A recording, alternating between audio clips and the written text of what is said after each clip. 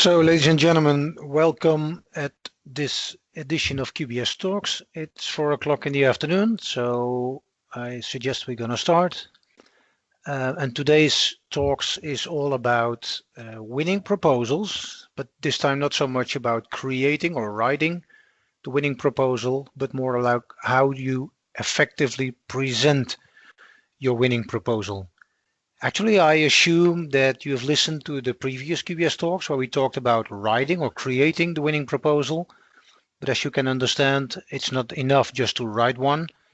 If you write the best one, but you present it in the wrong way, you still can miss the golden medal. So this is all about how to effectively present your winning proposal. So as a sort of a small introduction for the ones who are new here, that is about QBS Talks. So QBS Talks is a service delivered by QBS Group. We are seen as a European Microsoft SMB distributor. Previous name was Mastervar, might sound familiar to you. And today we help over 450 Dynamics NAV, it says on the slide, but also a growing number of CRM and Office 365 partners in 20 countries around Europe to improve their business. You know, one of the things we like to say, and we use it as a mantra, is that QBS partners are the best informed Microsoft partners. That's what we work on every day by different means. And QBS Talks really is one of the ways that we inform QBS partners. And of course, if you're not a QBS partner, we like to inform you that as well. So we have a calendar that is managed by our marketing department, and we try to deliver these QBS Talks webinars on a pretty frequent basis. So you can see the link where you can find the topics that are scheduled for the next weeks and months to come. You can subscribe at any moment you like. And, you know, you never know. Maybe you think this is also good and interesting that you might be interested to even become a partner. So I thought it was wise to include that link as well, become a partner.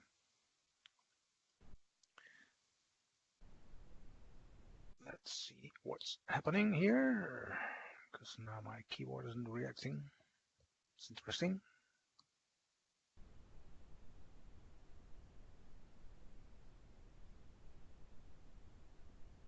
Okay. Not quite sure what's happening here. I'm a bit surprised, to be honest, because my PowerPoint stopped reacting. What to do now? I'm looking at my neighbor, Danielle, who knows everything, and look, just the look of her face was enough to get me to the next slide. So a few words about myself. My name is Guus Krabbenborg, or Goose or Goes, the way you want to pronounce it. I'm one of the founders of this nice company, and I worked all my life in business applications. I've been very busy over the last few years training and coaching Dynamics partners all over Europe in the way to transform their business to, let's say, a mobile-first, cloud-first world. We did that by delivering the program Road to Repeatability, later on renamed by Microsoft to Cloud Sure Step for Dynamics. I like to work with partners and for partners, but I also run workshops for prospects. So that gives me an interesting view, I think, on what's happening in the market. I'm a presenter at various Microsoft events and contributor to QBS Talks, as you can see. So the agenda and the objectives for today is I want to start with some small context and observations when it comes to how partners in general present their proposals to their prospects. Then I would like to share a few things about buying emotions. Thirdly, my advice, and that's probably the core of this webinar, is that it's good to always present your proposal first before you send it to your prospect. And I want to finalize the webinar with showing parts of an example of such a presentation, so you get a clue on what we talk about. So first, context and observations. So if I look at my experience on today's decision-making process, I see that a lot of buyers are heavily focused on price. If you ask me if that's good, I would say no, it's not, because at the end of the day, it's not so much about the price people pay, but it should be more about the benefits and the business value. To be honest, I don't think it's just the buyers that focus on price. I see a lot of you partners, in general, maybe not you yourself, but partners that focus on price as well. A lot of partners seem to have a sort of fear if they are more expensive than somebody else, and they tend to forget to stress why they are more expensive.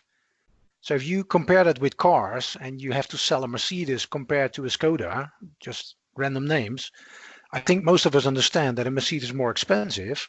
And fortunately, most Mercedes salespeople succeed in explaining why you have to pay more for the Mercedes rather than a Skoda. Well, the question, of course, here is if you sell Microsoft Dynamics and you compare that with SAP or Sage or maybe a local vendor, it's of course up to you to focus not so much on the price, because the price is just what it costs. But it's more important to focus on the benefits, the outcomes of that. But I think it's a fact today that decision making is focused on price. Second line, lots of the decision making is focused on the product. Again, I know your prospects come with requests for information with hundreds or sometimes even thousands questions about the product.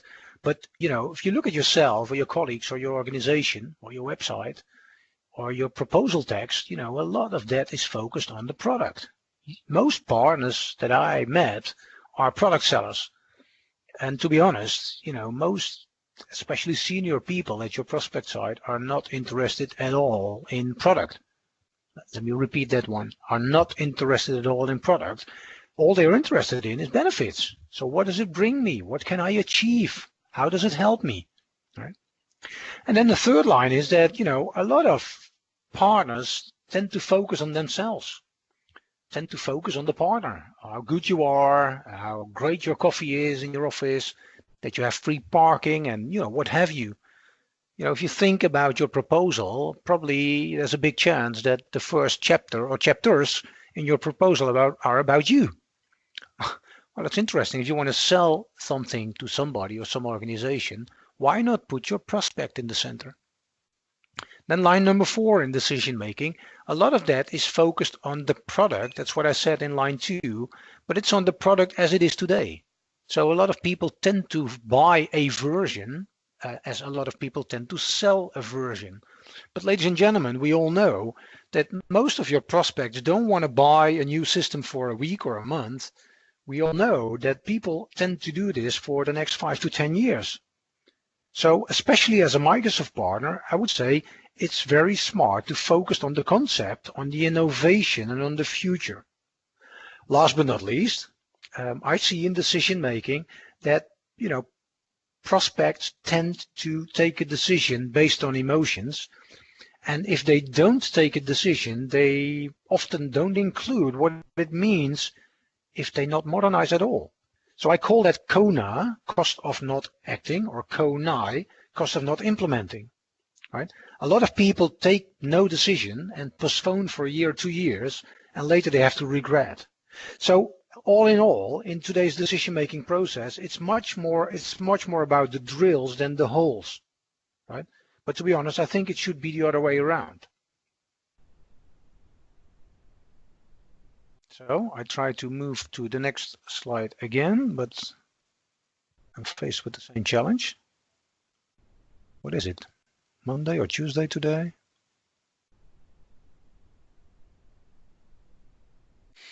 Let me try to look in the eyes of Danielle again to see if the magic happens again. It does not. I'm sorry for that.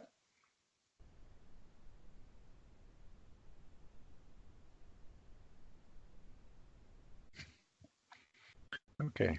You know that Dutch people normally have text, but this time we're flabbergasted because nothing really happens in the decision-making process. Why don't you go one? Well, you can't, of course. Okay, so I try to give control to Danielle. Let's see if the female touch can do a miracle here. No. Okay. Well, I'm not sure how or why, but we're on the next slide. So if I look at today's way that partners present their proposals, it's, I think, an interesting observation that, 80 to 90%, as I see it, of all the Dynamics partners email their proposals to their prospects. Well, you might say, well, is it better to put the proposal in a bottle and smash it in the water, or use a pigeon for that? Well, that's not what I mean. What I mean is that if you send your proposal by email, you lost control. And what you do basically is you trust that your prospect will read the document. And what most prospects do is they take your probably vast proposal, your 10, 20, 30, 40 pages or more proposal, and they open the proposal on the page investment, they look at the price, and then they close it again, and the conclusion is too expensive. And after that, I'm not sure if you experience that yourself, often there's a deafening silence. There's no voice at all. There's no follow-up at all. And I assume you experience this yourself. You try to call for follow-up, but your contact person is in a meeting, and you call back next day and the person is off, and you call the day after and they're on holiday. Sometimes it feels like people, just vanished. They just moved away. They're not on the planet Earth anymore. The reason, of course, is that you scared them so much with the price that they think you're too expensive, and, not seldom people don't have the guts to tell you that. So, consequence of sending proposals is that it's hard to reconnect. There's no linking pin, and maybe more important, you have no idea what their first reaction is, and you get no clue about your objectives. And I think I said the same in the previous webinar when we talked about creating a successful proposal. I said the question that everybody should answer for him or herself is, what was the last time, and be honest with yourself, that you've read a 20-page PDF cover to cover? What if it's 30 pages or 40 pages? Be honest with yourself. Most people don't do that, right? So, sending just your email, crossing your fingers and hoping that people will read it and take out all the value, is just a wild guess. Well, let's talk for a minute about buying emotions, right? For me, I've accepted that buying is an emotional process. Like selling is an emotional process. That's what we all know. And it's not a rational one. There's tons of science that, shows us that buying is emotion, that even one level higher, that taking decisions for human beings is emotions. If you don't believe me, think about, if you're in a relationship today, private, think about your spouse, your husband, your wife. How did you find him or her? Did you really went into the disco with a questionnaire, 1,000 questions, try to pick the right one? We all know it's nonsense. We take a decision on emotions, and of course afterwards we're great to justify our choice, with reason, with ratio, that her cooking is great, or that his body is great, or whatever it is, right? I should stop here. So, buying is emotion, and if you think about emotions, I think this is the most important line of this webinar. So please, pay attention. For the human being, fear is a stronger emotion than greed. So fear, we all know fear, like, what if I pick the wrong solution? What if I select the wrong partner? What if the implementation fails? What if we go over budget, right? And greed is seen as, what are the benefits if I replace my old non-integrated, user-unfriendly system by a new one? Ladies and gentlemen, at the end of the day, fear is a stronger emotion than greed. So the fear of failure is often stronger than all your product benefits, than all your functions and features stuff. So if you think why no decision is our biggest competitor, because it is today, it's not SAP, it's not Salesforce, it's not Sage, but everybody's biggest competitor is no decision. Please come back in 2 years' time. Well, fear is stronger than greed really is the reason that no decision is the #1 competitor. So what can you do against it? What you need to do, in my humble opinion, is to constantly remind them on their business pains. That you constantly remind them what they don't get if they don't take a decision. That you constantly remind them, what will happen if they postpone. So Make clear what happens with a no decision decision. So that's on, let's say, the basics of buying emotions. Okay, try to go to the next slide again. And so, the message is, before you send your proposal, you better present your proposal. Now, why is that? Well, if you take this approach of first presenting, you have the chance to underline the business value. Super, super important. Why? Well, it's not a box of popcorn that people buy. It's not even a car. It's a marriage. They choose a system for the next, let's say, 10 years. Maybe they like to use it for 15 years. So, a wrong choice could kill their business. A wrong partner or wrong implementation methodology could ruin their business, for especially in these days. Right? So you need not to sell on price. You need not win on discounts. I know you know this, right? You need to win based on business value. And if you present your proposal before you send it, you have the chance with the right people in the call or the right people sitting in front of you, to underline business value. Of course, this presentation will give you the opportunity to recall their business pain, what you should do again and again. And then it gives you the chance to get some first feedback. And of course, if you sit in front of people, right, you got the nonverbal communication, so you can see or find out more than on a phone. We all understand that. But of course, even on the phone, you can ask, for objectives. Or you could say, at the end of presenting your proposal, are you happy to proceed? Are you ready to take the next step? In other words, are you ready to sign the contract? And then people will say yes, but. And the yes, buts, of course, are the objections, right? So then you can discuss objectives, you can discuss options, and you can ask if they miss anything, right? So what you do then in this presentation of your draft version of your proposal is ask feedback, get feedback. It's too expensive. Why don't you get less users or, less modules or whatever, so that you can adjust your version, and if you have the final version, then you can send it. And then the question is, should you do that remote or should you do that face-to-face? Well, it depends. If you're selling worldwide or you live in big countries like US or Germany or Norway or whatever, I understand traveling is time-consuming and costly. So in those situations, you rather choose for a remote presentation. But if the prospect is, half an hour driving, I would for sure say try to get a face-to-face meeting. So conclusion here, my conclusion is never ever send a proposal to any prospect before you did present it and ask for their first reaction and feedback, right?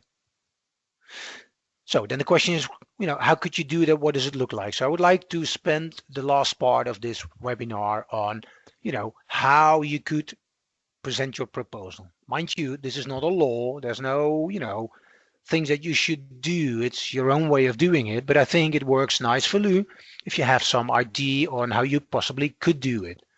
So in the trainings that I deliver, this is a way that I recommend proposal presentation. So as you can see in the top, and I see the quality of the slide is not perfect, but hopefully you can read it. There's 3 stages, and it starts with business pain validation. I can't say how important it is if you present your proposal that you've understood your prospect, right? Understanding people, showing that you understand is crucial to get an open ear for the next steps. So if you can see, there's 3 steps in stage 1 are focused on this. Then the second stage is solution validation, and the third and last stage is asking for commitment. So we go a bit deeper, then we see it starts with an agenda and objectives. And of course, if you paid attention during the sales cycle, you know what the objectives are and you can write the right agenda. Don't forget to use the words that are familiar for your vertical market.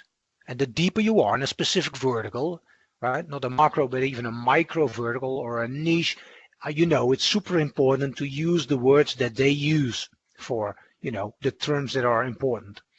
Then you spend as a second step time on their project drivers. You can see in the blue lines there are suggested time to do it. And you can see this is like a 45 to 50 minutes presentation, right? So the second step is the project drivers. So what makes them go look for another system? Why do they consider spending time, money, energy, and risk in replacing their old system by the new system? right? The project drivers. The third step is, going a bit deeper into their operational challenges. So that's a level deeper, more detailed than project drivers, right? So you look at their challenges, you look at their current state impacts. What does it mean? What does the challenges mean for their business? And you try, if you want, to make it visual.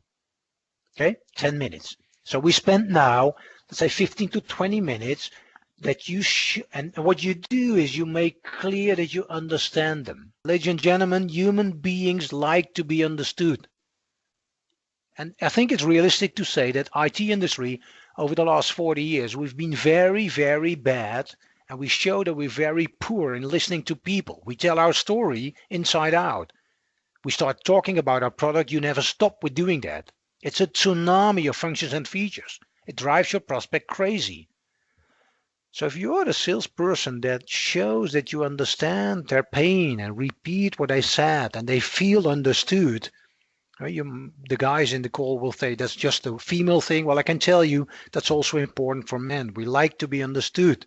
Then you say, aha, now we finally got somebody presenting me what I want. They listen to me. And if salespeople show that can listen, then your prospect will feel, conscious or unconscious, that if the salespeople will listen carefully and give the right content back, that the consultant in implementation will do it, that the project leader will do it, and later on that the help desk people will do the same, which is good for you. But it also works the other way around. If you show you're a bad listener, they will assume that your implementation team is bad in listening and your help desk is bad in listening. So that's the reason to take the time for stage 1. Then in stage 2, another 15 minutes is solution validation. So it starts with the recommended solution. It shows the impact on the business. So what does it mean if you start using this solution? It says something about the implementation approach. So how do we implement? What do we do? What do we expect you to do? How much time and money is involved? And it talks, very important, about the benefits they can anticipate. You can't say guaranteed benefits. I rather prefer not to talk about return on investment because people will expect you to guarantee that, but talk about anticipated benefits. Talk about business value. And then the last phase really is asking for the commitment. So the last stage is showing the pricing information, right?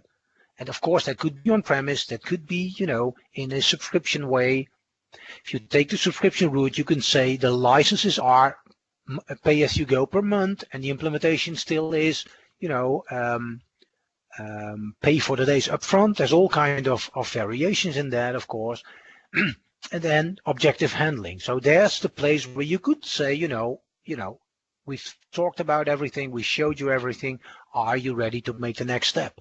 And that's not deliberately to ask for the deal, but that's more to get the objectives on the table. And the objectives, of course, help you to maybe adjust your proposal, your draft version, right? So in the end, finally, you got their commitment, you got, let's say, their buy-in for the version of the proposal you're going to send. Well, just, to show you a few examples, this is content that we use in our training, but I thought I'd take out a few of the slides. So this gives an overview, high level, of the project drivers. And you see in bold, grow revenue, improve profitability, reduce risk, and increase control. These are 4 of the most mentioned reasons why companies on earth consider replacing their systems, right? So as you can see on the right-hand top in black, these are all related to the why question. Why do people want to replace a system, spend money, energy, and take risk, to get to a higher level? So the answers here are collected by the salesperson in this process. So from this, of course, you can see what type of questions you could or should ask, to at the end to present a proposal this way. So it's about, growth. Current system cannot support expansion, or, average deal size is declining, has an impact on the company, or you look at risk, right? The regular change, so the more rules are coming faster and they have to do something with that, or they have issues with customer satisfaction. So these are the project drivers, right? Another part that I want to show is to visualize that. So this is an example where a company works with islands of information. I think most of your prospects will have this, right? Because having a non-integrated system is one of the top 3 reasons that people use for replacing systems. And I like the idea to show it in a graphical way, because even for business owners and senior people, rather than talking bits and bytes or function and features, we can simply understand that if you have information stored in more islands and there's redundancy, what means that the same information is stored in different places, that you get easily multiple versions of the truth, that makes mistakes, unhappy customers leave you, right? And I'm not sure about what you think about the trees on the islands. It looks to me like a tropical island, but anyway, that's a way to visualize that, something that you could do. And then a third slide is about anticipated benefits. Mind you, it doesn't say guaranteed benefits. Again, that's not something that you can guarantee, but it says anticipated benefits. And the interesting point is that these are answers that you could use because they are answered by your prospect. Right? So it says again in the top on the right hand side, only use economic benefits that have been validated by the prospects. Right? So if I talk about improved sales effectiveness on the right hand top, and people say, we have difficulties, to do forecasts, and we have difficulties to close deals, and you ask what's the main reason, they might say the main reason is that we have information stored in multiple islands. Right? So a smart salesperson would say, imagine if you have an integrated system with only one version of the truth. So what would that mean for your close ratio? Well, if they say we believe we can increase it by 10%, you listen patiently, write it down. On the left-hand top, improved project estimation. This is professional services type of companies. And they say the reduced DSO, days sales outstanding, right? So how much time on the average do prospects need to pay the bills, right? An interesting key information, right? Well, they say, this is, let's say 80 days or, in Italy, 120 or whatever it is, right? And if you have an integrated system, what do you think? How much reduction can you realize? And if they say 12 plus 12 days. So, this is an overview of anticipated benefits that you collected, by smart questioning. So just, a few examples of slides that, you can use, right, to present.